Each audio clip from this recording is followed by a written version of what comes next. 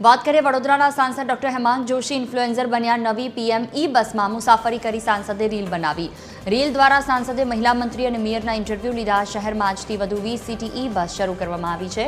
રાજ્ય સરકારના મંત્રી મનીષા વકીલે લોકાર્પણ કર્યું છે। વડોદરાના માર્ગો દોડતી પીએમ ઈ બસની સંખ્યા 50 થઈ ગઈ। શહેરને કેન્દ્ર સરકાર તરફથી હજી 200 ઈ બસ મળશે।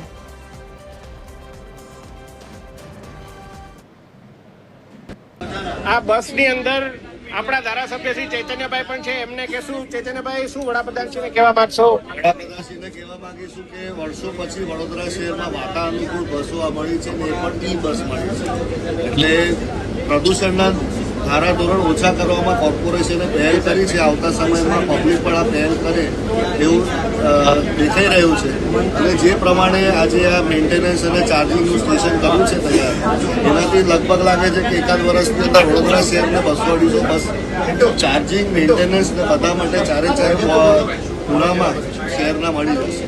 આપણી સાથે આપણા માનનીય મંત્રીશ્રી છે કે જેમના હસ્તે આ બસોનું લોકાર્પણ થયું છે। માનનીય મંત્રીશ્રીને પૂછવા માંગીશ કે જેઓ આ વડોદરા જિલ્લાના લોકપ્રિય ધારાસભ્ય પણ છે।